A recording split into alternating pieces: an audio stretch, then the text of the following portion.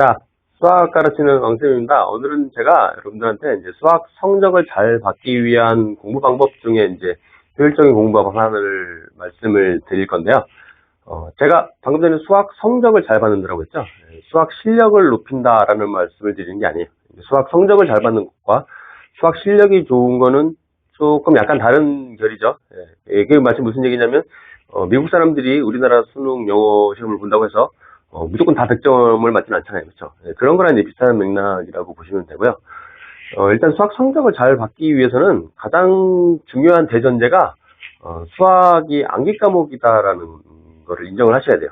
굉장히 위험한 발언일 수 있는데, 수학은 암기 과목이에요. 더군다나 이제 고등학교 수학 시험은 내신을 여러분들이 이제 내신 시험을 본 2, 3학년 학생들은 아마 아시겠지만 시간과의 싸움이죠. 문제지를 받자마자 그냥 손이 먼저 기억하고 몸이 먼저 기억을 해서 풀어야 돼요. 그런 표현 아시죠? 머리로 문제를 푸는 게 아니라 손이 먼저 나가야 되고 손을 먼저 파파파파 풀어서 최소한 15문제 정도는 최소한 평소에 한두 번 정도 풀어본 문제일 거란 말이죠. 그래서 그거를 최대한 빠른 시간 내에 빨리 푸는 게 가장 관건인 그런 시험인데, 그래서 암기 과목이니까 수학이 암기 과목이라면 암기 과목처럼 공부를 해야 되는 거예요. 암기 과목처럼 공부를 한다는 건 많이 반복을 하고 계속 노출시키고 계속 암기 과목 공부하듯이 그런 식으로 계속 열심히 해야 된다는 거죠. 이거 너무 뻔한 얘기죠. 그 선생님 너무 뻔한 얘기잖아요 라고 이제 말씀을 하실 수 있는데, 구체적인 방법론에 대해서 이제 말씀을 드릴 건데요. 구체적인 방법론 과연 뭘까요? 구체적인 방법론은 여러분들이 이제 유형 사전이라 그래서 유형 치트키 사전이라고 저는 이제 이름을 붙였는데, 여러분들이 이제 시중에 보면 기본 유형의 유형 문제집들 있잖아요. 가장 대표적으로 이제 센이라는 문제집이 있는데, 그냥 만만한 게 센이니까 센에 있는 대표 유형들의 문제를 유형 치트키 사전이라고 노트를 하나 만들어서 거기다 이제 대표 유형들만 하나씩 옮겨줬고, 그 대표 유형들의 문제 밑에다가 이 문제를 풀기 위해서 가장 핵심적인 공식이라든가 알아야 되는 내용이 뭔지, 또는 푸는 방식에서의 핵심이 뭔지, 그런 것들만 이제 적어놓고, 그거를 영어 단어장 외우듯이 자주 반복하고 계속 보고 의식적으로 외우는 노력을 하는 거예요. 물론 이제 사람마다 몇 번 보느냐에 따라 차이가 있긴 하겠지만, 말 그대로 수학은 암기 과목을 했으니까 암기 과목 공부하듯이 그런 식으로 계속 영어 단어장 암기하듯이 영어 단어장 만들어서 영어 단어 외우듯이 그렇게 수학의 유형들을 계속 외우는 작업들을 하셔야 된다는 말씀인 거예요. 무슨 말씀인지 잘 안 와닿을 수 있으니까 제가 문제들을 어떻게 이제 핵심을 찾아내는지 또는 그 핵심 내용을 적는지에 대해서 하나하나 이제 예를 몇 개를 들어서 이제 말씀을 드리겠습니다.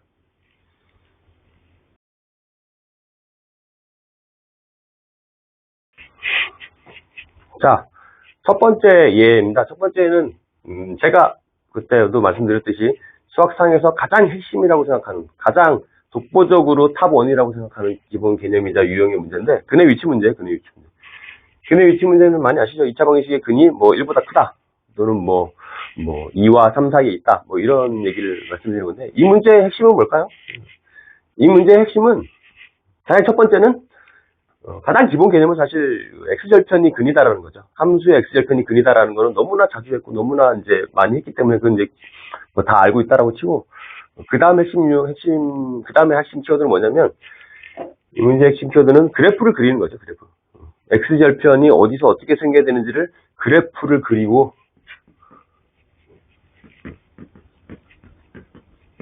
그래프를 그리는 게 1차 핵심이에요. 1차 핵심.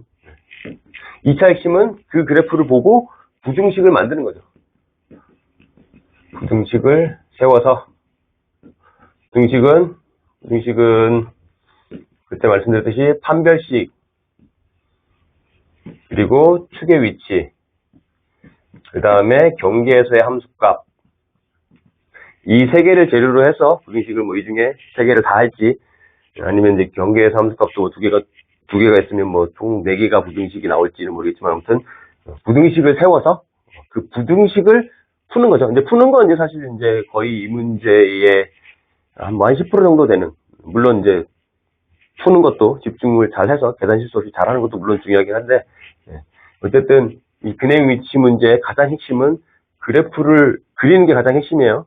그래프를 그려놓고 그 다음에 그 그래프를 보고 부등식을 세운 다음에 그 부등식을 세워서 그 부등식을 푸는 게 결국 가장 핵심인 거죠.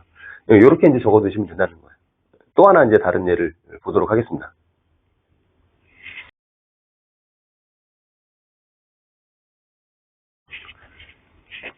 자, 또 하나의 예는, 이것도 이제 2차 함수의 활용 부분에서 많이 나오는 문제죠. 약간 심화일 수 있는데, 2차 함수의 그래프와 1차 함수 직선의 그래프가 만나는 두 점 사이의 거리가 뭐 2루트 5다. 뭐 이렇게 돼 있다고 봅시다. 이 문제의 첫 번째 핵심은, 역시나 교점이 연립방정식의 근이다. 라는 게 가장 중요한 핵심이자, 그것도 이제 워낙에 많이 했고, 기본 유형의 문제를 많이 푼 학생들이라면 그건 너무나 당연하고, 너무나 당연한 건 아니지만, 너무나 자주 했기 때문에 그 정도쯤은 이제 알 수 있다라고 치고, 그 다음 핵심이자 이 문제의 진짜 핵심은 그래프 이 직선의 기울기를 이용하여 부근의 차를 구하는 게 핵심이에요. 부근의 차를 구하는 게 핵심이에요. 이 기울기가 지금 현재 2잖아요. 부근의 직선의 기울기가 2라는 얘기는 요 길이 대 요 길이가 2배 차이 난다는 거죠. 2배 차이. 1대2라는 거예요. 1대2. 수학에서 비율이 주어지면 실제 값을 비례상수를 써서 K, 2K로 이제 표현을 해서 그 다음에 요 실제 길이가 2루트 5라든가 피타고라스 이용하면 K가 이제 2가 나오죠. 그쵸? 예, 2. 그래서 요 점과 요 점의 X좌표의 차가 2다라는 거예요. 이게 핵심인 거예요, 사실은. 두근의 차가 2. 두근의 차가 2다라고 했으면, 아까 근이 뭐라고 했어요? 첫 번째 핵심에서, 근은, 연립방정식의 근은, 이 교점이 연립방정식의 근이라고 그랬잖아요. 그러니까 연립방정식 근이니까, 연립방정식 세워서 두근의 차를 실제로 근의 공식 집어넣어서, 두근의 차 공식을 알면 공식을 쓰면 되고, 두근의 차 공식을 모르면 무식하게 근의 공식 집어넣어서, 근을 쓴 다음에 뺐을 때 그 값이 2다라는 이 방정식을 세우면 요 방정식 요쪽에 이제 K가 들어가 있겠죠. 요 방식을 풀면 되는 거예요. 그래서 이 문제의 핵심은 이 직선의 기울기를 보고 요 비율을 쓴 다음에 피타고라스를 이용해서 요 길이를 찾아내는 게 가장 핵심이다라는 걸 이제 아셔야 된다는 거죠. 요렇게 이제 적어두시는 거예요. 이거를 이제 풀이를 적는다는 게 아니라 이런 내용들만 이제 핵심 키워드를 이렇게 정리해서 이것들은 이제 계속 짜투리 시간이나 반복해서 이제 보인다는 거죠. 다음 예 또 하나 잠깐 보시겠습니다.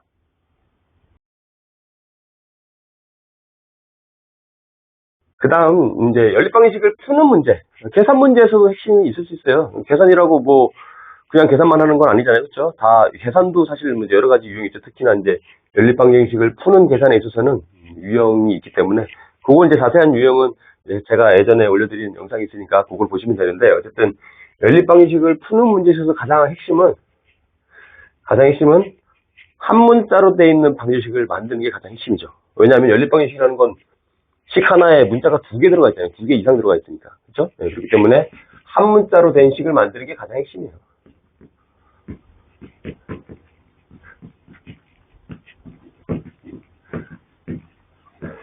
그 방법이 1차 방정식을 찾는 거죠. 이 정도만 적어놔도 사실 괜찮아요. 왜냐면 1차 방정식이 문제에서 주어져 있으면 그걸 이제 활용을 하면 되는 거고, 1차 방정식이 안 주어져 있으면 그걸 이제 찾는 여러 가지 이제 다양한 유형들은 아까 말씀드렸듯이 이전에 올린 동영상이 있으니까 그걸 참고하시면 될 텐데, 어쨌든 지금은 이제 이걸 푸는 게 중요한 게 아니라 유형 치트키 사전을 만드는 데 있어서 연립방정식을 푸는 문제라고 하면 이렇게만 적어 놓는 거예요. 한 문자로 된 방정식을 만드는 게 핵심이고, 그 방법은 1차 방정식을 찾아내거나 아니면 1차 방정식이 주어져 있으면 그걸 이용하는 거다라는 거로, 그런 식으로 이제 적어 놓으면 여러분들이 이제 이거 별거 아닌 것 같지만 사실 이렇게 적어 놓고 그거를 도출시켜서 자주 보는 것과 안 보는 거는 사실 나중에 엄청난 차이가 생길 거거든요. 그러니까 분명히 여러분들이 제가 장담하건대 하는 사람과 안 하는 사람은 엄청난 차이예요. 그렇기 때문에 그런 제 잔소리 레파토리도 있긴 한데 그건 나중에 따로 이제 다시 또 말씀을 드리기로 하고, 아무튼 이런 식으로 이제 정리하는 거죠. 그리고 마지막으로 이제 하나만 더 보도록 하겠습니다.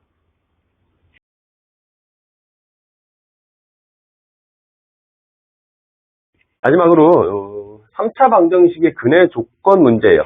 문제가 아까 잠깐 띄워드린 거 보셨듯이 3차 방정식이 뭐 실근을 가질 때 또는 뭐 허근을 가질 때 아니면 뭐 중근을 가질 때, 뭐 이런 식으로 3차 방정식의 근이 어떻다라는 식의 문제가 나온다는 거죠. 예. 이 문제의 핵심은 3차 방정식 근의 조건 문제의 핵심은 한 근은 쉽게 구할 수 있다. 그게 뭐 1일 수도 있고 마이너스 1일 수도 있고 2일 수도 있고 마이너스 1일 수도 있고 아니면 이제 문자로 A거나 뭐 K거나 이런 것들을 적당히 대입을 해서 무조건 0이 되는 걸 찾아내야 돼요. 문제가 무조건 그렇게 나오게 돼 있어요. 이제 기본 유형은 무조건 그렇게 돼 있으니까 무조건 이렇게 찾아야 돼요. 뭔가 안 나오면 뭐 계산을 잘못한 거예요. 무조건 찾으셔야 돼요. 이렇게 찾은 다음에 하나를 찾았으면 조립제법을 해서 1차와 2차로 이렇게 분리가 되잖아요. 그렇죠? 방법도 잠깐 말씀드리면 1차와 2차를 분리시킨 다음에 여기서 근이 나왔으니까 여기서 이제 이 2차 방정식에서 이 2차식에서 근이 어떻게 돼야 되는지를 고민을 하는 거죠. 만약에 허근이다라고 하면 판별식이 음수다라는 얘기고 만약에 셋 다 실근이다라고 하면 여기서 이제 판별식이 양수가 되는 거고 만약에 중근이다라고 하면 이제 그게 이제 사실 제일 까다로운 문제인데 중근이다라고 하면 여기서 이제 자체 중근이 생기거나 아니면 여기서 이제 같은 근이 생기거나 그런 두 가지 상황이 있기 때문에 그게 이제 사실 문제로 기출로 제일 많이 나오는 유형이긴 하죠. 그래서 이 문제의 핵심은 한 근은 쉽게 구할 수 있다라는 게 핵심이고 그걸 구하는 방법은 뭐 이런 식으로 이렇게 대충 이런 값들을 집어넣어서 0이 되는 걸 일단 먼저 찾는다. 그 정도까지만 적어두시면 되는 거예요. 이런 식으로 핵심 노트를 만드셔서 이런 것들을 쭉 적으시는 거예요. 정리를 한번 다시 말씀을 드리겠습니다. 제가 이번 시간에는 수학 내용을 말씀드린 게 아니라 수학 공부를 잘 해서 성적을 잘 받기 위한 이제 효율적인 공부 방법 하나를 말씀을 드렸어요. 유형 치트키 사전이라는 영어로 치면 암기장에 해당하는 그런 걸 만들어서 제가 짜투리 시간에 계속 반복해서 보고 그거를 의식적으로 외우고 그래서 익숙해지도록 하자는 거죠. 그렇게 해서 문제를 언제 풀어요? 문제를 풀어서 답을 확인을 해야 되잖아요. 푸는 중에 실수할 수도 있잖아요. 라는 말씀을 당연히 할 수 있죠. 충분히 인정합니다. 그래서 제가 지금 말씀드리는 거는 이거는 시험 닥쳐서까지 이걸 하고 있으면 안 돼요. 그쵸? 그러니까 한 시험 3주 전 정도부터는 실제로 이제 풀어야죠. 요거는 이제 3주 전까지. 그러니까 학기 중에 뭐 시험이 한 달 이상 남았거나, 요즘같이 이제 방학 시기에는 그나마 시간이 있을 테니까, 개념 공부라든가, 이제 선행 공부를 하면서, 이걸 만들어서 여러분들이 짜투리 시간에, 단어 암기장, 영어 단어 암기장 외우듯이 계속 이제 들춰보고, 외우고, 눈으로 익히고, 눈으로 익혀서 그게 익숙해질 때까지, 외워질 때까지 계속 반복을 하다 보면 어느 순간 그 중에 전부는 아니지만 조금씩 이게 몸에 체득이 되고 그래서 그게 이제 익숙해지면 그 다음에 이제 풀어내는 거는 나중에 이제 시험 직전에 한 3주 전 정도부터는 그때부터는 이제 진짜로 실전 대비로 문제를 계속 푸는 훈련을 그때는 진짜로 해야 되는 거죠. 그래서 오늘은 이제 유형 치트키 사전이라는 걸 만드는 걸 이제 말씀을 드렸고 이걸 언제 어떻게 활용할지에 대한 구체적인 그런 가이드에 대한 내용도 조금 더 추가 보완해서 나중에 다시 또 찍도록 해보겠습니다. 그러니까 여러분들 꼭 잘 참고하셔서 여러분들 수학 성적에 꼭 큰 도움이 될 수 있기를 바라봅니다.